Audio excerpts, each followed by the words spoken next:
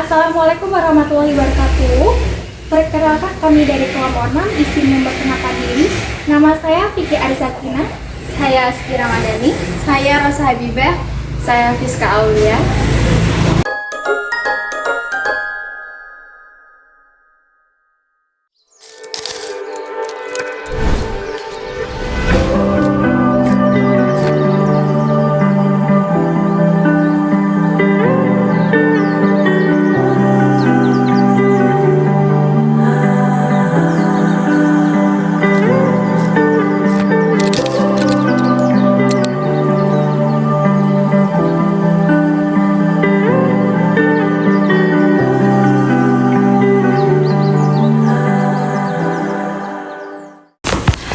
Bagaimana proses rekrutmen dan seleksi untuk mendapatkan tenaga kerja, Bu? Oh ya, kebetulan di sini nggak pakai karyawan ya, dikerjakan sama keluarga. Jadi kita nggak punya karyawan, tidak ada karyawan dan tidak ada owner. Kalau boleh tahu untuk alasannya kenapa ya? Karena kita masih mampu ya dikerjakan sendiri. Jadi kita nggak perlu karyawan. Bagaimana untuk upaya peningkatan kemampuan karyawannya? Ini dari coba-coba dan alhamdulillah jadi, dan banyak yang minat, dan alhamdulillah jadilah begini. Jadi gimana sumber modal dari awal yang digunakan, Bu? Ya, modal awal pertama proses ini dari bahan baku tempe 10.000, dan sekarang alhamdulillah sudah hampir 300 kalau banyak pesanan. Kalau hari biasa ya 200.000 tempe. Ada nggak pendapatan lain dari bisnis tempe keripik? Ada, selain tempe keripik kita juga menyediakan cemilan yang namanya rengginan, cemilan khas dari Pekalongan yang terbuat dari beras ketan. Pengelolaan proses produksi, berapa pendapatan per bulannya atau per harinya? Pendapatan tidak mesti ya, ya namanya penjual kadang rame kadang sepi. Jadi kalau rame ya kita bisa omset satu hari itu bisa nyampe 1 jutaan lebih. Tapi kalau sepi ya palingan 500. Jadi omset per bulan itu 30 jutaan. Bagaimana pengembangan produk supaya produk tersebut laku? Kita harganya terjangkau ya, tetap menjaga kualitas dan pakai bahan-bahan yang premium, dan tetap menjaga rasa agar tetap enak dan renyah. Bagaimana Ibu mempromosikan produk tempe keripik tersebut? Dari mulut ke mulut, karena ada tetangga yang menyicipi terus enak, terus bilang sama orang-orang. Ada promosi lewat online juga nggak, Bu? Ya kadang ada sih lewat status WA, tapi jarang. Tapi berarti lebih ke offline, kayak lewat Ya, mulut ke mulut. ya offline. Bu, ini untuk penetapan harganya bagaimana? Penetapan harga dari bungkus yang terkecil harga 2.500 paling kecil, dan ada yang kiloan juga. Kalau 1 kilo itu harga Rp55.000. Ada kemasan dari terkecil 2.500 dan 5.000. Kalau untuk laser itu biasanya ambil yang bungkusan 5.000 dan dijual kembali 6.000. Bu, ini kan tadi yang paling kecil ada kemasan 2.500 Ya. dan 1 kilonya 55.000. Ya. Nah, ada yang paling besarnya nggak, Bu? Ada kemasan pakai kaleng roti besar itu isinya kurang lebih 3 kilo.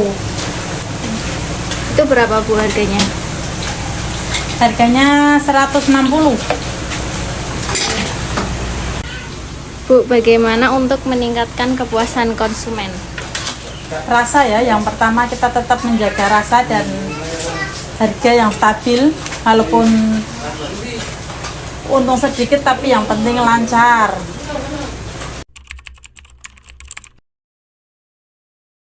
Yang pertama, latar belakang usaha tempe keripik. Melestarikan kuliner Nusantara.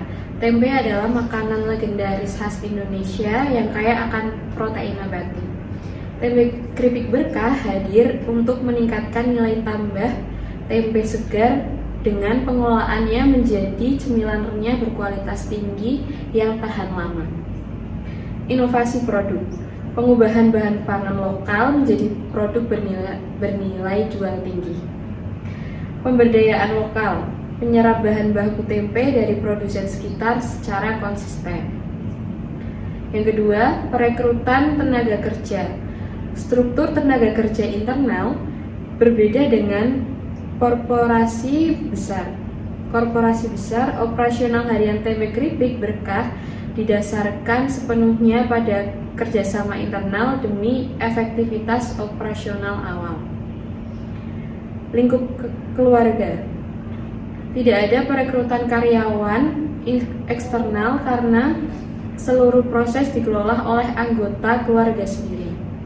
Kelebihan utama, menjaga kualitas resep rahasia keluarga, efisien biaya overhead tenaga kerja, serta memperkuat rasa memiliki bisnis. Selanjutnya yaitu ada pengelolaan modal usaha, sumber modal. Pendanaan operasional dipenuhi secara mandiri melalui sumber internal untuk menjamin stabilitas kepemilikan saham, didukung oleh sumber eksternal yang aman untuk akselerasi skala bisnis.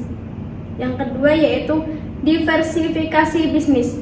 Di luar produksi utama keripik tempe, pengelolaan memiliki bisnis sampingan lain. Hal ini membantu menyokong kestabilan arus kas operasional cash flow apabila terjadi fluktuasi harga komoditas kedelai. Selanjutnya, break-even point BEP dan juga omset. Analisis arus kas bulanan. Kunci keberlanjutan tempe keripik berkah terletak pada manajemen pengembalian modal yang efektif dan juga pencapaian volume penjualannya setiap bulannya. Selanjutnya, pencapaian BEP tercapai secara efisien karena minimnya biaya tempat usaha dan juga tenaga kerja eksternal. Jadi, usaha ini tempat usahanya di rumah dan juga tidak ada karyawan. Selanjutnya itu ada alokasi dana. Keuntungan diputar kembali untuk pembelian bahan baku secara grosir demi menekankan harga produksi per unit. Untuk omsetnya paling sepi biasanya setiap hari di 500.000, tetapi untuk standarnya di satu harinya 1 juta. Jadi kurang lebihnya untuk 30 hari itu omsetnya 30 juta.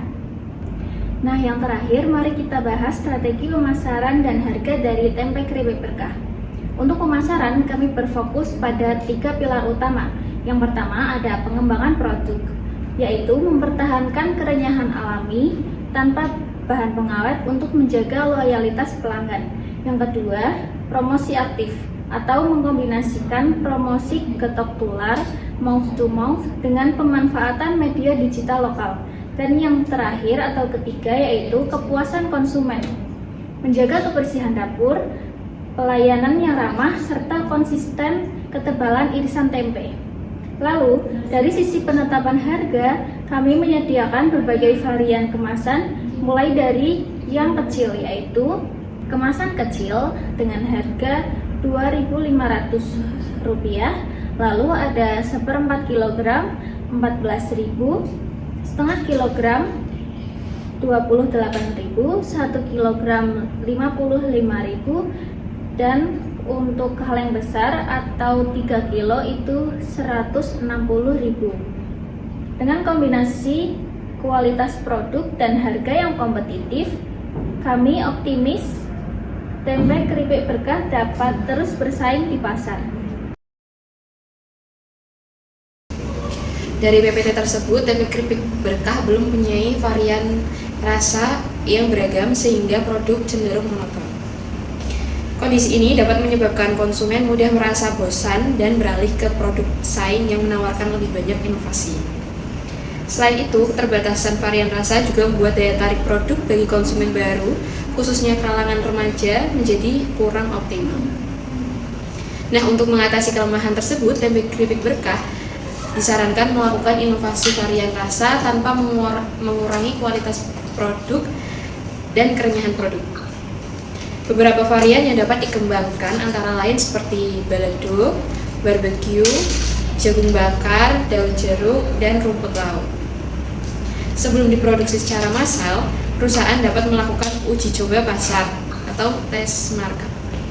Untuk mengetahui varian rasa yang paling diminati konsumen, dengan cara ini, tempe keripik berkah dapat memperluas target pasar, meningkatkan kepuasan pelanggan, serta mendorong peningkatan penjualan dan daya saing usaha. Rekomendasi dari tempe keripik harus menggunakan sarung tangan dan pelindung wajah. Penggunaan sarung tangan harus memilih sarung tangan plastik atau nitril yang food grade dan ukurannya pas dengan tangan Anda. Selalu ganti sarung tangan secara berkala, maksimal setiap 4 jam sekali, atau setelah Anda melakukan aktivitas lain seperti memegang kemasan atau membersihkan area kerja. Yang kedua, penggunaan pelindung wajah atau yang disebut juga face shield, yaitu pastikan plastik pelindung wajah dalam kondisi bersih dan bebas goresan. Anda tetap disarankan untuk memakai pelindung wajah atau masker mulut di balik face shield agar higienis produk terjamin optimal. Usaha tempe keripik berkah hanya dijual di offline saja melalui mulut ke mulut. Jadi, untuk saran saya, apabila usaha tempe keripik ini terjun langsung ke dunia online, itu akan sangat berkembang. Nah, bagaimana sih caranya, tahap-tahapnya bagaimana? Tahap-tahapnya ada beberapa. Yang pertama itu tahap persiapan produk. Bisa difokuskan dari kemasan anti pelembab, bisa menggunakan standing pouch yang kemasannya memiliki klip penutup, dan juga apabila menggunakan standing pouch itu terlihat akan lebih profesional. Kemudian keamanan pengiriman, apabila ingin mengirim produk tempe keripik ini diwajibkan untuk menggunakan bubble wrap atau juga kardus karena memiliki tekstur yang rapuh. Kemudian menggunakan foto produk yang menarik kepada konsumen. Jangan menggunakan foto produk yang gelap, tetapi menggunakan foto produk yang terang. Kemudian tahap yang kedua, membuka jalur online untuk pasar lokal seperti Pekalongan untuk sekitarnya. Itu bisa mendaftar aplikasi seperti Shopee Food, GrabFood, dan juga GoFood. Karena jika konsumen ingin membeli online itu akan menggunakan aplikasi tersebut, dan juga bisa menggunakan WhatsApp bisnis. WhatsApp biasa diubah dengan WhatsApp bisnis dengan cara menggunakan fitur katalog dan memasukkan foto, harga, deskripsi, dan juga alamat toko offline tersebut. Kemudian untuk tahap yang ketiga itu membuka jalur online untuk pasar nasional untuk luar kota. Itu bisa menggunakan aplikasi seperti Shopee, Tokopedia, TikTok karena platform ini sangat terbesar untuk konsumen mencari cemilan. Kemudian bisa mengikuti program gratis ongkir karena konsumen itu sangat menyukai gratis ongkir. Kemudian tahap yang keempat itu menggunakan strategi konten. Bisa menggunakan konten seperti ASMR tempe keripik, terus bisa berkolaborasi dengan para influencer, terus juga bisa membuat konten edukasi, informasi, dan juga konten storytelling atau juga konten ulasan. Terima kasih. Selama ini, tempe keripik berkah telah berhasil memikat hati para pelanggan setia lewat satu kekuatan utama, yaitu kualitas rasa yang autentik dan konsisten. Gurihnya bumbu meresap sempurna dan kerenyahannya selalu terjaga. Namun, keunggulan produk ini belum diimbangi oleh kemasan yang memadai. Dipasarkan dengan kemasan plastik transparan yang polos, tanpa label. Produk ini kerap kali tenggelam di antara barisan produk serupa di rak-rak toko. Kemasan polos melahirkan 3 tantangan besar di pasar modern. Anomali pasar atau komoditas versus brand. Tanpa identitas, produk hanya dianggap sebagai keripik kiloan biasa atau komoditas curah yang tidak memiliki nilai tambah atau add value, sehingga sulit untuk menaikkan harga jual secara organik. Rendahnya daya pikat atau visibility. Di rak toko yang padat, mata konsumen secara alami akan tertuju pada produk yang memiliki warna dan karakter. Kemasan polos membuat tempe keripik berkah kehilangan kesempatan untuk menyapa calon pelanggan baru. Yang ketiga, ada celah kepercayaan atau trust gap. Konsumen modern cenderung skeptis terhadap produk tanpa label karena kesulitan mencari informasi mengenai produsen, jaminan kebersihan, maupun kepastian kehalalan produk.